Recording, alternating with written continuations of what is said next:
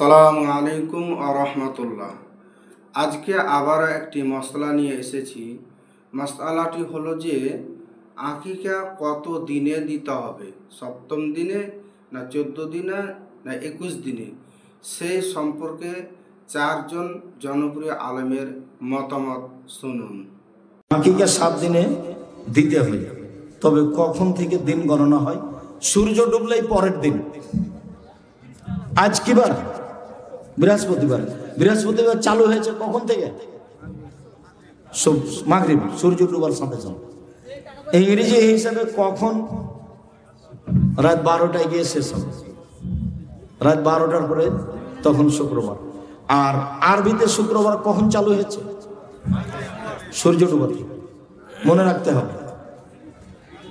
মাগরিবের পরে যদি বাচ্চা জন্ম নেয় আজকে বৃহস্পতিবারে, তাহলে তার আকিকা হবে বৃহস্পতিবারে, শুক্রবার গণ্য হবে। সূর্য ডুবে গেলে এটা কি হয়ে গেছে? শুক্রবার হয়ে গেছে, এটা শুক্রবার বলে গণ্য হবে। আকিকা সপ্তম দিনে দেওয়া সুন্নত, 7 দিন পরে না, সপ্তম দিনে।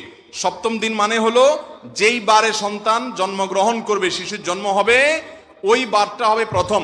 এরপরে দ্বিতীয়, তৃতীয়, চতুর্থ এভাবে করতে করতে সপ্তম দিনে আকিকা দেওয়া সুন্নত।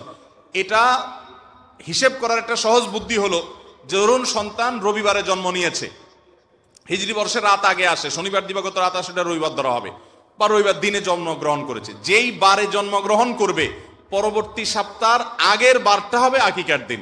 রবিবারে জন্মগ্রহণ করলে পরের শনিবার হবে আকিকার দিন, শনিবারে জন্মগ্রহণ করলে পরের শুক্রবার হবে আকিকার দিন, শুক্রবারে জন্মগ্রহণ করলে পরের বৃহস্পতিবার হবে আকিকার দিন। ওটা হলো সপ্তম দিন, ওই দিনটাতে আকিকা করা সুন্নত। আর দিনের ভিতরে নয়, বরং সপ্তম দিনে।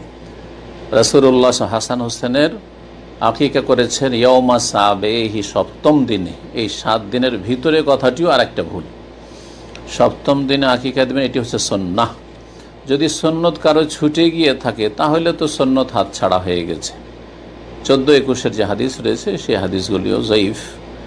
আকিকার ক্ষেত্রে আল্লাহ রাসূল সাল্লাল্লাহু আলাইহি ওয়াসাল্লাম বলেছে, ছেলে হলে 2টি ছাগল দিয়ে আকিকা করো, এবং যদি মেয়ে হয় তাহলে 1টি ছাগল দিয়ে আকিকা করো।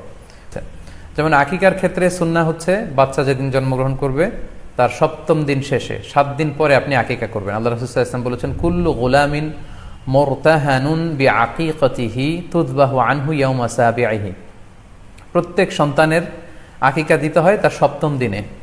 ওয়া ইউহলাকু ওয়া ইউসাম্মা, এবং সপ্তম দিনে মাথার চুল ফেলে দিতে হয়, তার সুন্দর একটি নাম রাখতে হয়। আশা করি মাসআলাটি স্পষ্ট হয়েছে, বুঝতে পেরেছেন। ভিডিওটি যদি ভালো লেগে থাকে তাহলে লাইক, শেয়ার, কমেন্ট, ফলো করে দিবেন, আমার পাশে থাকবেন।